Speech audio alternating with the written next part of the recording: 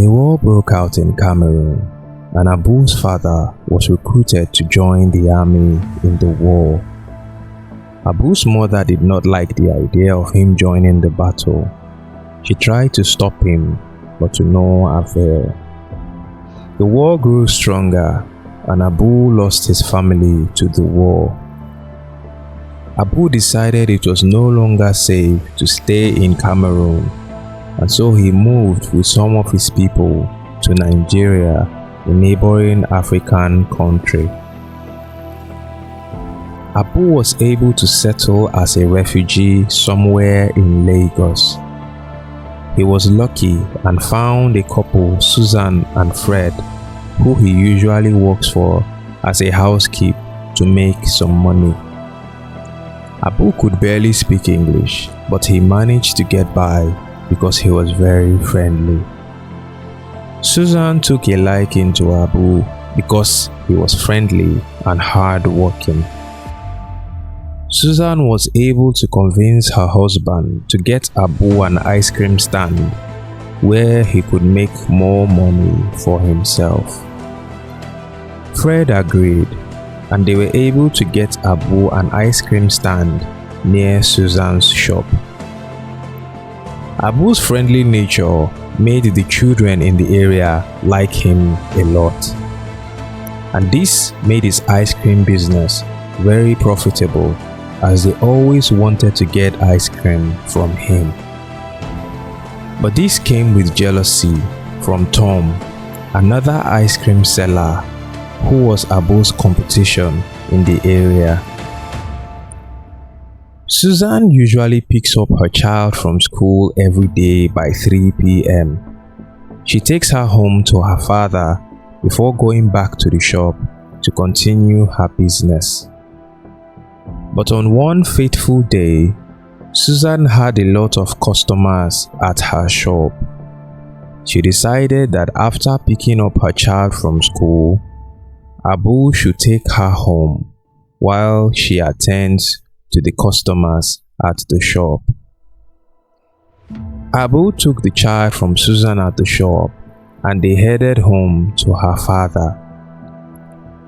Unknowing to Abu, Tom, his ice cream competitor, noticed he was the one taking the child home, and he followed Abu secretly.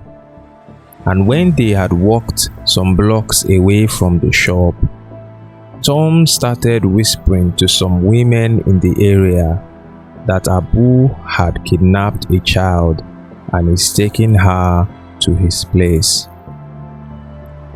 The child started to cry, being a child and wanting the mother around. This further drew attention to Abu because the area was ghetto and crime was rampant at that time. Some ladies around approached Abu and asked him what someone like him was doing with a child in school uniform. Abu couldn't really explain himself well because his English was not that good, and the situation had made him very nervous. "I think he's a kidnapper," someone from the crowd yelled, and all of a sudden, people from different corners started approaching Abu. Abu knew this was not good because it was a dark time in the country and people had resorted to jungle justice, executing criminals on the streets of Lagos. Before he could explain himself, the crowd had already started to attack him. They beat him up badly and were about to set him on fire. It was like a nightmare for Abu. "Stop!" a masculine figure yelled from the crowd. It was Dunga, the leader of a local vigilante gang. Dunga was feared among the people because he was ruthless and a no-nonsense man. But Dunga had a soft side. His son, Junior, who he loved so much, and would always get ice cream for him after school at Abu's ice cream shop. Dunga had recognized Abu because of his friendly nature. Dunga told the crowd to hold on as he recognized Abu and does not think that Abu was capable of kidnapping. It was at this point they gave Abu the chance to explain himself, and he led them to Susan's shop so she could confirm his story. When they arrived at Susan's shop, she was so shocked to see the state at which Abu was and was so upset that the crowd did not try to investigate before beating him up. They were very apologetic when they realized that Abu's story was true. They explained that they saw a poor-looking man with a child that didn't match his appearance, and the fact that the baby was crying made it more suspicious. They only did what they thought was right.